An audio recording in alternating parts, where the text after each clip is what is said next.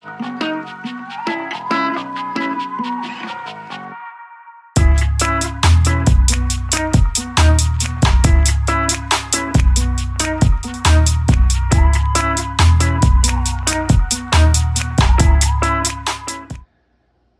folks, once again, welcome back to my YouTube channel, Captain Boat Builder, and season's greetings to everyone from here in my basement boatyard.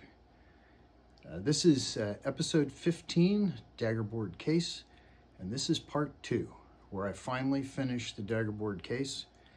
It's been slow. The painting has been slow. It's also been slow getting it to fit right because of some mistakes that I made that I've tried to highlight. Hope you won't make them yourself.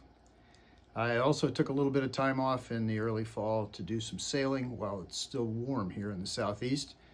Enjoyed that quite a bit. We'll start off today with just a little shot. My granddaughter was here visiting from Texas. She's the first passenger in my boat. Lovely young lady. My grandson, who's a little bit older, wasn't the least bit interested. When I asked him if he wanted to be part of the YouTube video, he said, nah, I don't think so. So I have a grandson that goes with the granddaughter, but he's not in the film. So again, today we're going to talk about finishing the Daggerboard case, getting it all painted, getting it straight, getting it installed, getting it glued, getting the hole cut in the bottom. So I hope you enjoyed today's episode, and I hope you'll be able to avoid some of the mistakes that I made. So once again, episode 15, part 2, the completion of the Daggerboard case. Well, folks, we have just a little bit of human interest to add to this episode. You can see here, this is the first passenger on the Viola 14. This is my lovely granddaughter, Evelyn. Sometimes known as Evie, sometimes known as Gigglebox. And you can see Evelyn is, how old are you, Evelyn? Are you 15? No. 8. 7? 5. No. 8. Oh, okay, we got that right. Time. She's 8 years old. So you can now get an idea of the size of this boat with an 8-year-old beautiful young lady sitting on it. She's my first passenger, even though the boat's not in the water. So Evelyn, what do you think of this boat? What do you think of the Viola 14? Do you like it?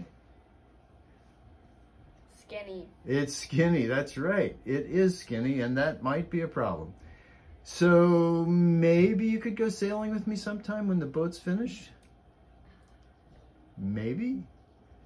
Come on, you can answer the question. Maybe. As long as I don't get flipped over, I'm fine. Okay, well that's great. Well, she's been down here in the basement helping me just a little bit and enjoying the boat, but it's a good chance for you to look at a beautiful young lady and get an idea of the size of the boat. I'm going to back away here just a little bit. And you can see how an 8-year-old fits into the boat, and we're glad to have her visiting here in the basement boatyard. Bye-bye. Goodbye. Continuing on with the Daggerboard case, in an effort to have it completely painted and varnished before it's installed. It's much easier to work on here on the workbench. Putting on some more epoxy. It's all going to be painted except for this trim piece on both sides. It's going to be varnish. I just can't resist a little more varnish. And looking up here at the forward end, still working on all of the reinforcing plates for the base of the mast. This is going to be the bottom of the mast step. I guess you call this the step. What I've got here is, you may remember all those little pieces that were glued together. Well, now we've got the next layer in the sandwich, which is right here, a nice thin piece of plywood. And as the directions point out, the grain goes crossways. So we're going to alternate the grain crossways. On top of this will be the rest of the sandwich, nice piece of mahogany, and another piece of plywood laminated on top. That'll all be glued together. Just a little update for you. I've been doing this, this section of the boat, the Daggerboard trunk. I've been doing this mostly in little sections. As I've mentioned many times before, I like painting on a flat surface. You can put the paint on a little thicker and it lays out just beautifully. So here's just a quick update on the Daggerboard trunk. Been painting this flat and getting pretty good results. Happy with that. Also wanted to show you another shot of the boat. I've done another coat of epoxy on all of the natural wood that you can see. This is, I believe, 4 coats of epoxy with a lot of sanding in between. I'm working hard to get it as flat as possible before I start the varnish. The varnish will flatten it out some, but it's looking nice. Just another quick update. And putting more coats of paint on the bottom.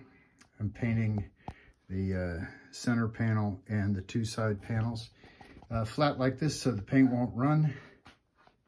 And here's the main part of the boat. And back here in the back, you can see that I'm almost finished. Getting a real nice finish. Taking care of most of the irregularities. It's been a lot of sanding, and I'm pleased with the finish so far. Well, folks, once again, in the interest of full disclosure, I want to show you a mistake that I've made. You can see I'm getting a really nice finish here on the Daggerboard trunk. I'm very happy with the paint, painting it flat as I showed you before. But what I'm starting to realize is that as you look at this, you will see that my Daggerboard trunk is actually quite crooked. And as hard as I tried to make it perfectly straight and make it line up with the bottom of the boat, I made some mistakes. I'm not quite sure how, but I wanted to show you what I've learned. It's leaning to the left. And what I've realized is rather than build this side up, this side, you can see, I don't know how I could get it that crooked, but I did. You can see that this whole side, this long piece here, is going to have to be ground down from the bottom to effectively move the trunk to the right in this picture.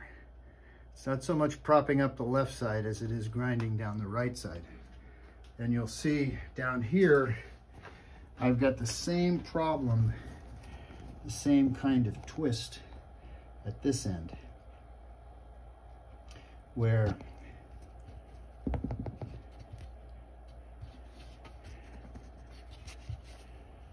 right here you can see that this is going to have to be ground down. So unfortunately, because I got it kind of crooked, I'm going to have to do quite a bit of grinding. You can see clearly in this shot, you can see how it's twisted to the, in this frame, it's twisted to the right. So you have to be sure when you glue this up, which I did not do very well, you have to be sure that this piece, this long piece, the whole thing, it's going to lay flat on the bottom of the boat. I'll turn it this way again. And it has to be perpendicular. And you can see that it's pretty far off. So I'll be doing some grinding along the bottom to level this out, and I'll get back to you. Well, now I think I've just about centered the Daggerboard trunk. Just about got it centered. It's vertical.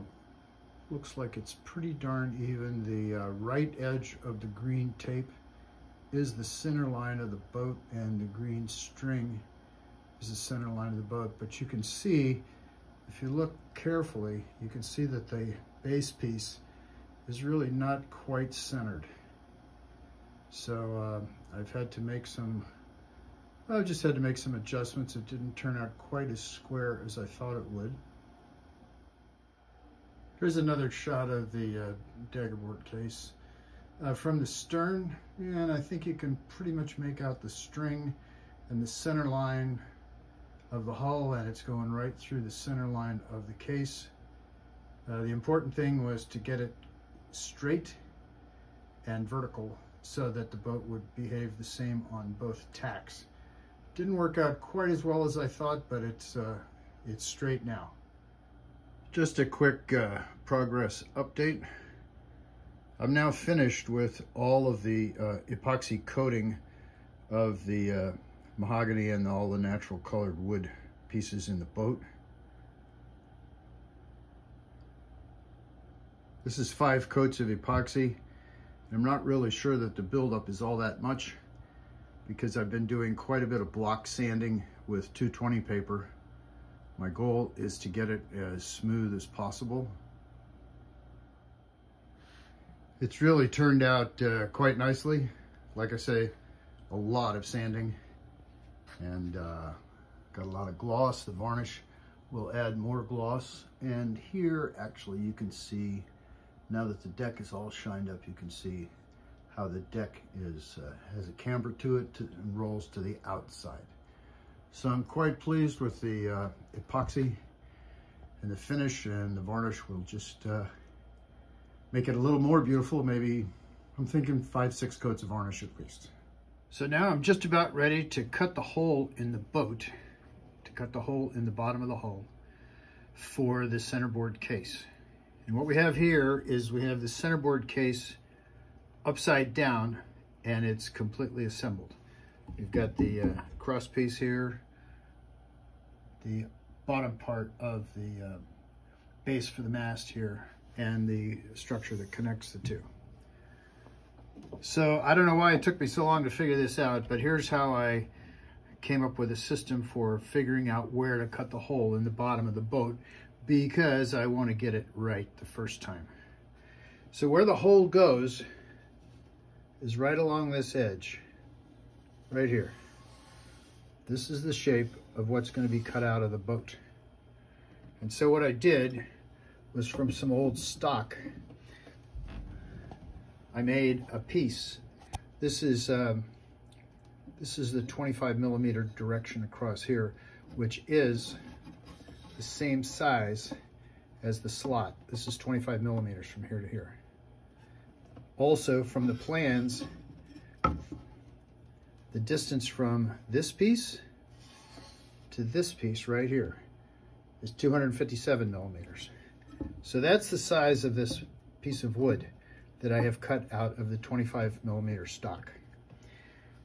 So that's going to be, excuse me, that's going to be the size of the hole I'm cutting in the boat, exactly.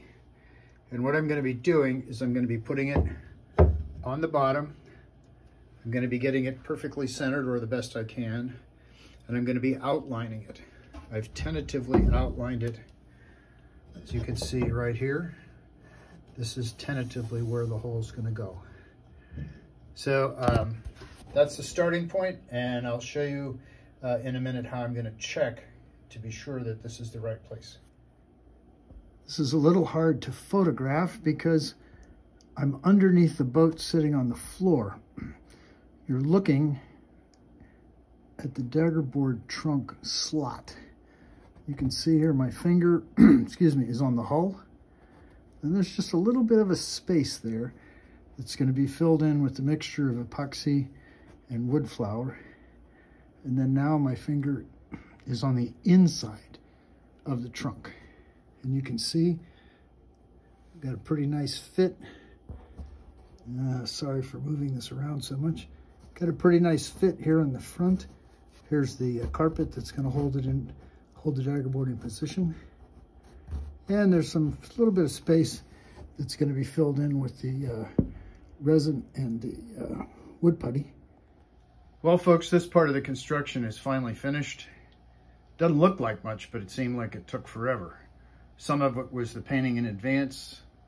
Remember, 3 coats of epoxy, all sanded in between each coat, and multiple coats of white paint, all sanded in between each coat. Plenty of time to dry. Probably in some places I've got 5 or 6 coats of paint right now. Get a nice smooth surface. The installation, as I said, is complete. It's all glued down.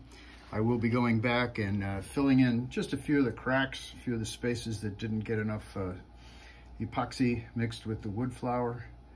The joint on the underside worked out very well, plus or minus. I think I cut the hole in the right place. This is pretty much the end of the construction phase of the boat. Now a lot of little details. I'm going to be installing a baler, a suction baler, and we put that in the back part of the center part of the cockpit, probably right in this area someplace. On the center line, some videos that I've been watching have shown that for some reason the water seems to tend to accumulate there. I also want to put it aft in the center cockpit just a little bit. I've stepped on them before and it hurts a lot. So I want to put this one in an area where I won't be stepping on it. So I'll be installing the baler. Once I get the boat turned upside down again, I'll be probably using a router on the slot that's in the bottom of the boat to smooth out the edges. And now I'm moving on to, yet again, more painting and, of course, more sanding. So that's where I am now. Almost all of the construction is complete. It's turned out quite well. I'm very pleased with it. And I'll be back with more episodes in the future. Thanks for watching. So long.